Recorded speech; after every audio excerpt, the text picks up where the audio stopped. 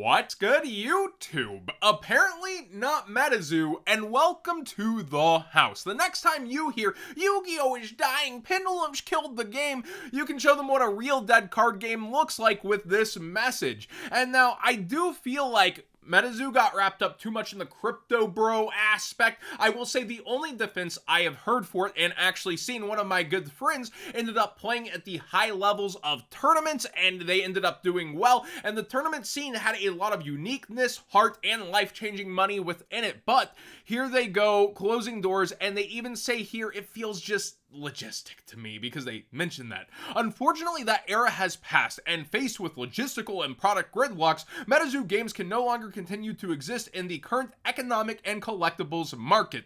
It is my hope that Metazo can continue as an IP at some point in the future under new ownership, and I look forward to that day. We're not making enough money, which, yeah, card games at the end of the day are a business, but like, this just screams to me, we were raking it in, and now we're not, and we're not able to turn it around. I think seeing Pal World kind of take that Pokemon aspect that Metazo was also pointed the finger at for a while, it really shows there is the demand for unique monster games, but I think you'd maybe be better off doing your own IP. If you did play Metazo or collected, let me know what you think of today. Were you into it? Was the writing on the wall? Were you backing away? Jeff Jones even chimed in. All you have to do is read some of the cards and you should realize you should have never taken this game or the company seriously. I mean, again, I know some people that were deep into it and they were super enjoying it, but at the same time, I also think the writing was there on the wall. Shonen Jump did an official, very overpriced Yu-Gi-Oh collab, and if you got this, the only affordable, well-priced thing, the Yu-Gi-Oh Arcade XL desk mat, I'll buy it from you at double. I only need the one, please, bro. This has been my desktop background on and off for a decade. It's currently this one, and actually a VTuber came over and they can attest, YuGiOh, you can tell them that this is actually my desktop background before this ever launched. So I'd pay $60 for one of these. Please hook it up. But if I were to get one more thing off of here, even at $90 freaking dollars, it would be this hoodie. Back in the past, YuGiOh had a Blue Eyes collab with just the blue eyes on the front, and the back of this is awesome. It's selling out pretty fast, and I would think on the secondary market for YuGiOh clothes, this will probably be up there later. But again, not a financial advisor channel. Don't do buys just based on something will go up. Actually enjoy what you're getting, because you might end up stuck with it as well as a $90 hoodie and you don't want to be resenting it. Get to the cards, John. All right, the Yu-Gi-Oh cards, right? Super polymerization, every single version is up, so be aware of that. Even the commons, there's plenty of nice hollow versions though in the mid-max, but the maximum versions, who would have thunk a Jaden themed set would spike super poly?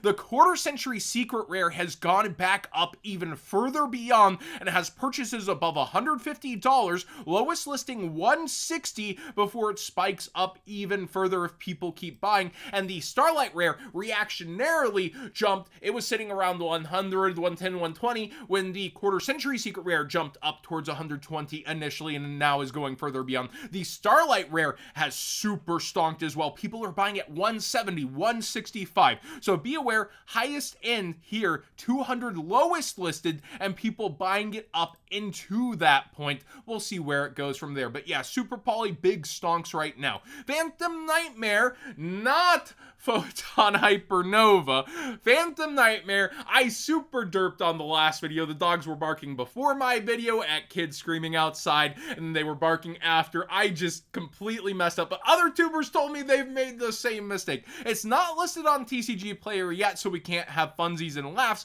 but we can see how Gamer's Choice and Tier 0 sold out of things. Tier 0 told me they will be listing more, probably later today or even while this video is up, so code What'sGood5 for 5% off and support the channel directly of shopping.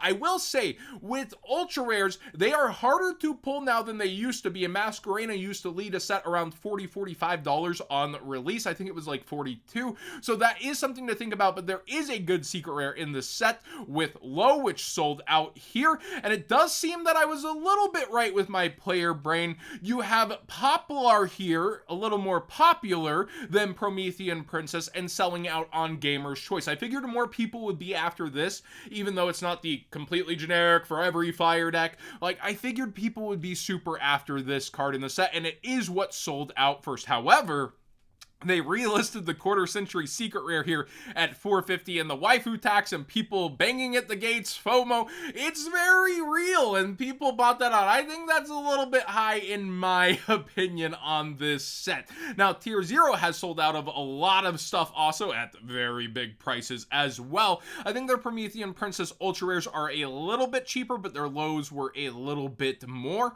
But yeah, it is kind of wild to watch this set go. Quarter century secret rares, of course, taking up a lot of the early value. They have Promethean Princess at 46, not sold out, and their Poplar also sold out early on at 50. Of course, the discount codes make it a little bit cheaper. I feel like $40 to $42 should be where Ultras should be at. However, again, Ultra Rares harder to pull than they used to be back in Chaos Impact. We have more Ultras per set, same amount of Ultra Rares pulled per box, and that's going to make them harder to pull overall versus the demand. But with a good secret rare, it'll be interesting to see where things stack up in the set. Also, they reported sales higher than they thought that they would be having over at Tier 0 on this set. So they thought, like me, with player brain, that you would have the IP Masquerena card here, EMP Meow Mine, but Gamer's Choice didn't sell out of their quarter century secret rare, and certainly they did not over here at much more. Player brain versus market brain, even the pre-sellers get it wrong, I get it wrong, and they actually hit me up saying, like, they looked at Gamer's Choice pre-sales first before my video, and they said, I thought EMP would be higher.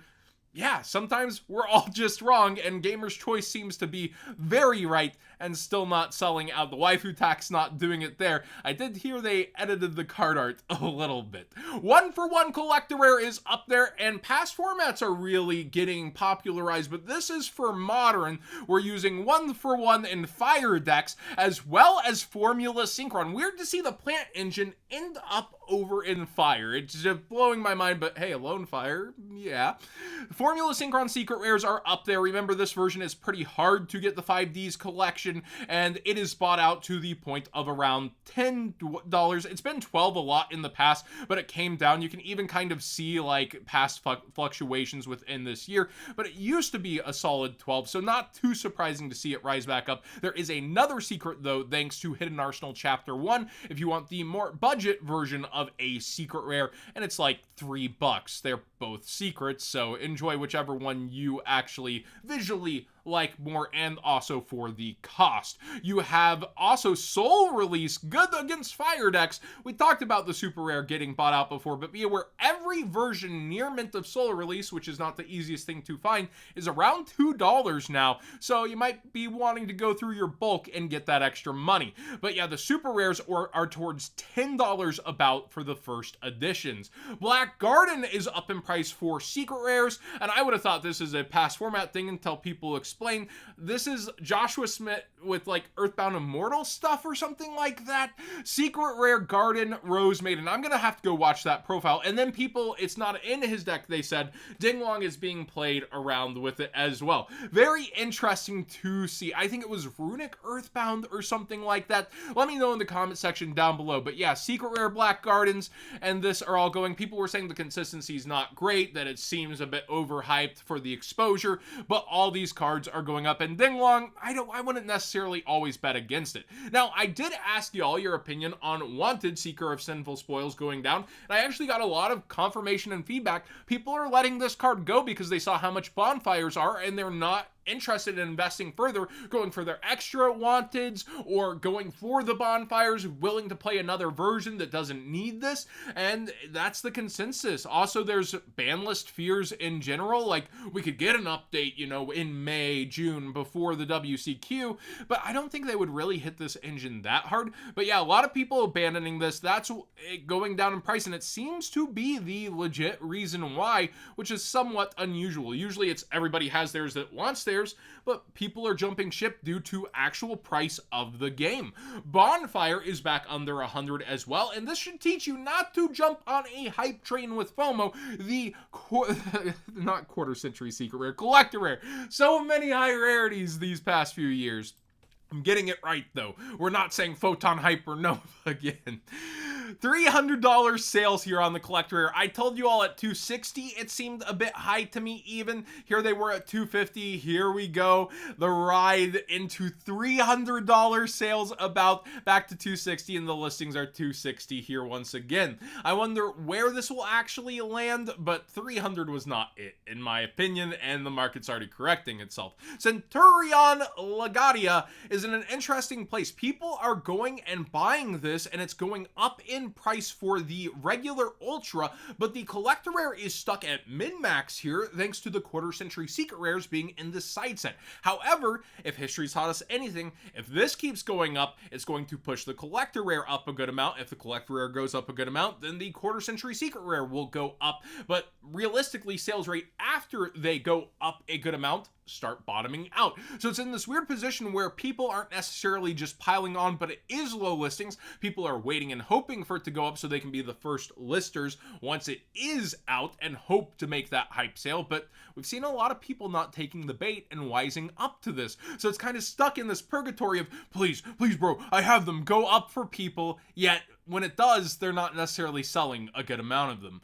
Orient Dragon for past formats only has 2 versions, and we got the Time Wizard events. We got all these different awesome formats all in one tournament with huge prizes which have been announced. It's Giant, Caius, Mobius, and Ryza, and they're gonna look amazing. And I believe first place should be Foil Giants, and those will fetch a very pretty penny. So many people I already know are after Ryza and Caius. I want the Mobius. Come on. Who in the team's gonna get stuck with Mobius? Come my way. But Orient Dragon, yeah, just be aware that 2 copies, and you basically need it for your extra deck in certain formats. And then finally, Reaper on the Nightmare brought back some memories. It only has 2 versions and is apparently seeing some play in Edison. I used to use this with Instant Fusion because it's properly summoned. Then you tribute a Monarch, and then you can Mizuki or Book of Life. I used Book of Life during the Monarch era to remove Treeborn Frog, and then also get to attack for their hand. This card is pretty awesome, and it's not to be underestimated, and it's finally seeing its day after all these times. Jake Campbell, one of my mods, was the one who put me on that deck. I made some tweaks. I tried to play it for a while and did at regionals, and somebody I actually beat at regionals replied in the Discord. Just good memories, good times, and I feel like that past format Yu-Gi-Oh is bringing a lot of players back into the fold like that, not necessarily really messing with modern product, but affecting kind of the secondary market, Konami tournaments. Konami's got to learn to cash in on this. Forbidden Memories for a set. Come on. You got to do it. I know you watch my videos. Thanks for watching today's video. Please subscribe if you haven't already. Give this video a thumbs up if you enjoyed the conversation. And yeah, it is such a turbulent market, but I don't know why. I'm having a lot of fun with it.